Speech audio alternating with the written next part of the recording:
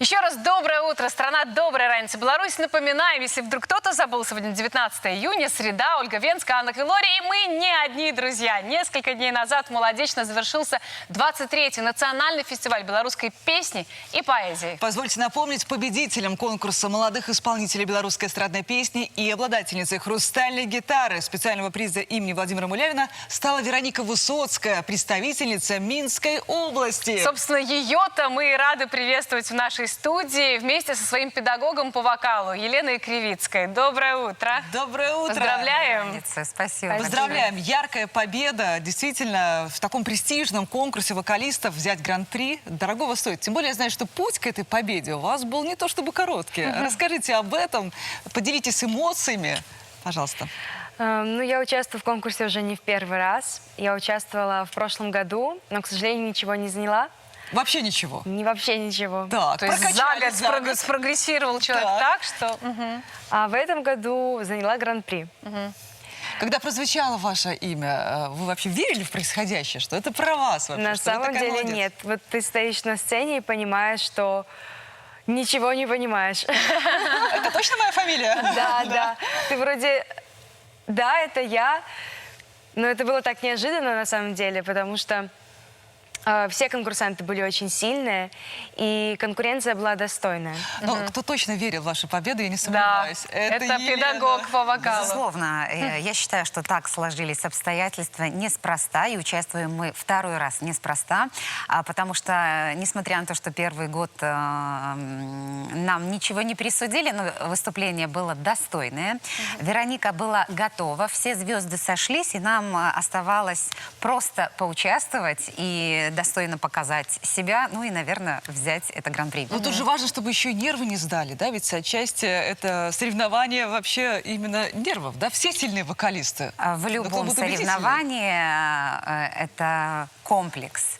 Это комплекс подготовка, правильно выбранный репертуар, определенная стратегия. Ну и, безусловно, это ключевой этап, заключительный этап непосредственно исполнения. Выступление. И правильно выбранный педагог тоже, между прочим, дорогого стоит.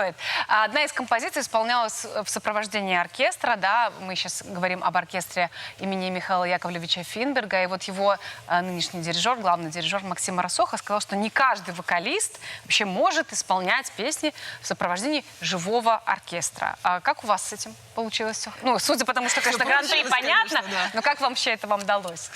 Ну, уже был опыт и по прошлому году, и у меня в этом году было выступление с оркестром Финберга. Поэтому я себя чувствовала более уверенно. И Максим Николаевич тоже большой профессионал, с ним было очень комфортно работать как на репетициях, так и на самом конкурсе. Так. Вероника, давай приоткроем некоторые очень интересные факты твоей биографии. Это не первая твоя победа такая. Напомним, что ты музыкой занимаешься с 6 лет, и уже у тебя есть в наличии в копилке гран-при конкурса «Молодежок» и победа в конкурсе «Молодые таланты Беларуси». Вот кто в тебе рассмотрел вот эти самые вокальные способности? Сразу была Елена или кто-то еще до этого сказал? Это твой путь. Иди, пой, наслаждайся, украшай этот мир. Ну, все началось с того, что я пошла в музыкальную школу. С подачи родителей, безусловно. Нет, конечно. К нам Это был твой выбор? Да, да. К нам в школу пришли учителя из музыкальной школы и предлагали поступать на различные инструменты. И так получилось, что я пошла на баян и параллельно занималась в музыкальной школе вокалом.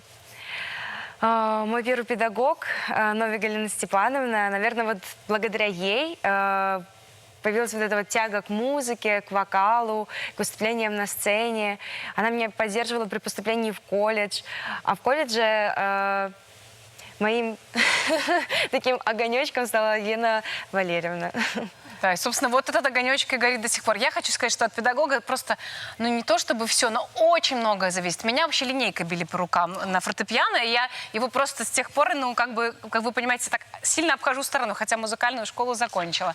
Но вот привить эту любовь и на всю жизнь, это дорогого стоит. Елена, вам за это отдельное спасибо. Елена, а как вы мотивируете вашу воспитанницу? Вот как готовите к таким большим площадкам концертным? Какие слова, возможно, говорите перед выступлением? Ну, я могу сказать так, что Вероника сама, безусловно, очень талантливая девочка. Все, что мы делаем на занятиях, она впитывает как губка, она считывает, скажем так, с меня, и она сама меня зажигает. Очень важно, чтобы этот процесс был обоюдный. Тогда действительно разгорается из маленькой искорки большое пламя. И получается настоящий живой творческий процесс, в результате которого и рождается, я так понимаю, высокие результаты. Я уверена, пламя таланта Вероники еще ого-го будет разгораться. И напомню, что те, кто побеждали на этом престижном конкурсе, имеют потом очень успешный путь. Данил Савелий, например, да, взял гран-при, успешное выступление на «Фактор Бай», поэтому я думаю, что... Более чем успешно. Вероника, да. нужно присмотреться к этому конкурсу, Да. тем более, что сейчас как раз принимают заявки. Между прочим. У тебя есть видишь, такие амбиции? видишь, она специально нам ничего не говорит. Возможно, тут какая-то интрига кроется. Не будем расспрашивать. Расскажите, пожалуйста, что вы исполняли в рамках конкурса и, соответственно, что мы сегодня услышим в рамках нашей концертной площадки. На конкурсе я исполняла песни «Вятры» и «Поле горьких полынов».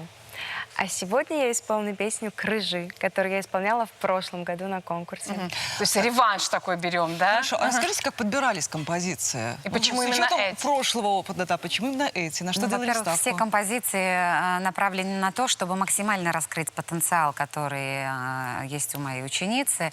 Это, скажем, широкий диапазон. Нужно показать свои вокальные данные, но не только это. Я хочу отметить, что я, естественно, наблюдала за всеми участниками. И очень важно раскрыть внутренний мир, рассказать зрителю, о чем эта песня. Вот с этим учетом, в принципе, мы подбирали репертуар, чтобы полностью показать глубину и талант Вероники.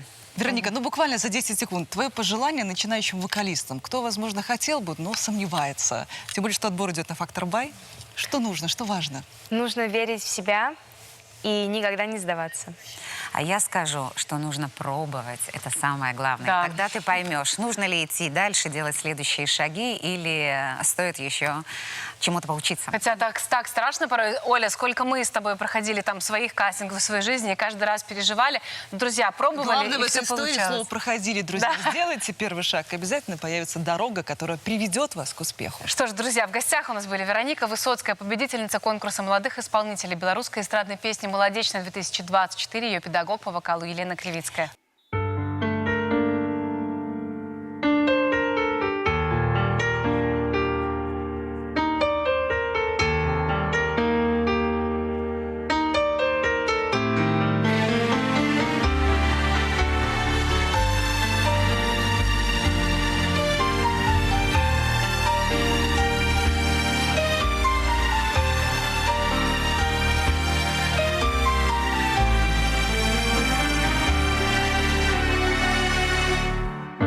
Чуть мы Божий свет убачим, і да могили все як ёсць крыжамі значым, ці то міла, ці не міла, як у хаце нарадзіўся бабка крыжам прывітала, як у церкві ахрысціўся.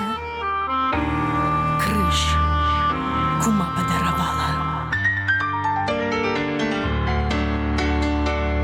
Як пайшлі дні маладыя зноў без крыжа, ані трошкі, дзе не ступіш, крыжавыя і гасцінцы і дарожкі.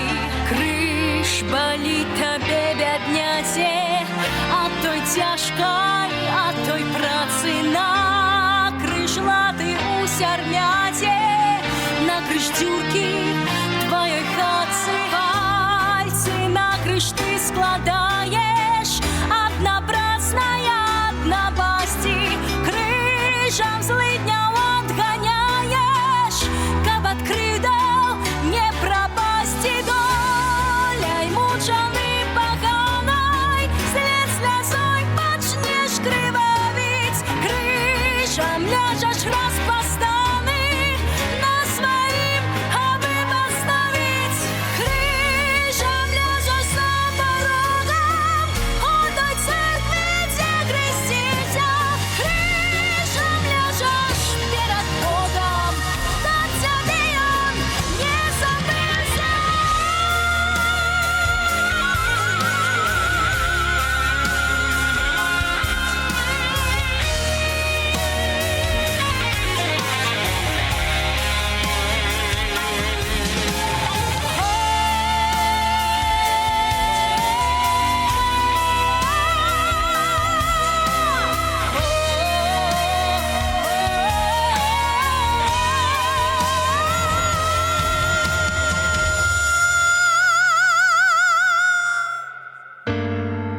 жыцця крыж мусіш несці, як дзяды твае насілі, а як данясеш да смерці, крыж паставяць на магіле.